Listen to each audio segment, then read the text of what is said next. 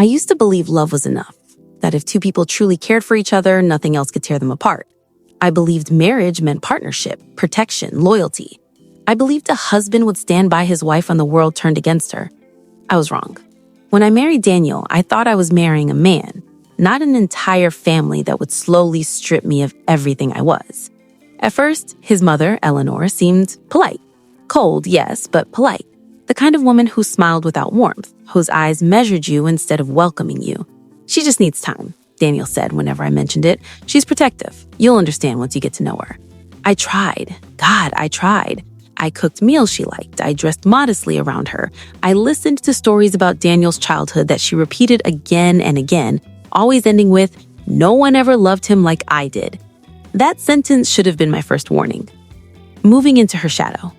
6 months into our marriage, Eleanor suggested something that changed everything. "You two should move closer," she said over dinner, cutting her chicken slowly. "It'll save money, and I can help." Daniel lit up. "It makes sense," he said, just for a while. I hesitated. Her house wasn't small, but it wasn't ours, and something about living under her roof made my stomach twist. But I didn't want to be the difficult wife. I didn't want to be the reason Daniel felt torn. So I agreed. That decision cost me years of my life.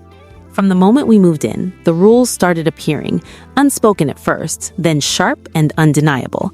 I couldn't decorate her house. I couldn't invite friends without asking. I couldn't cook without her supervision.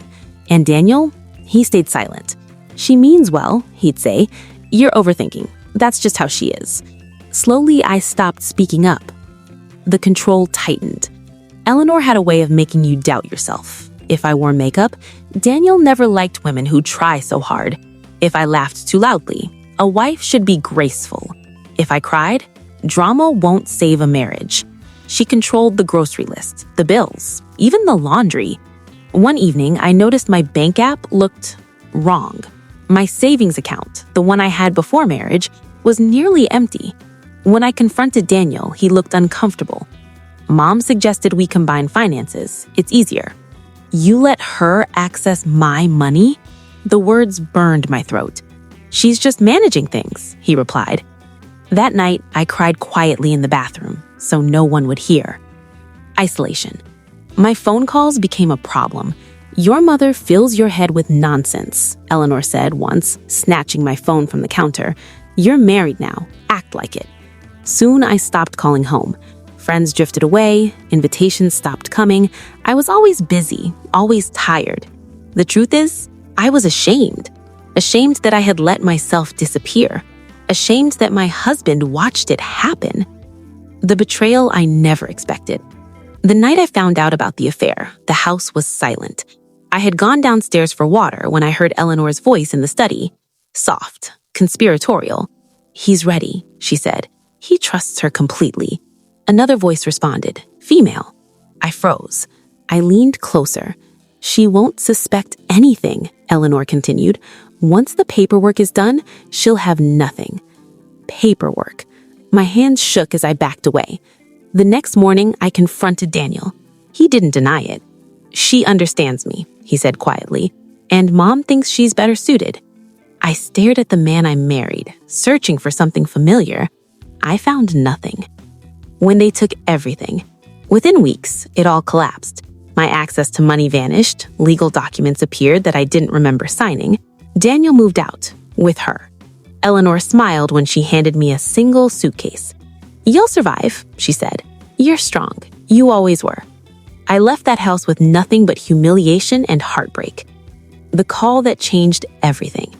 I hadn't spoken to my father in months. I didn't want him to know how broken I was.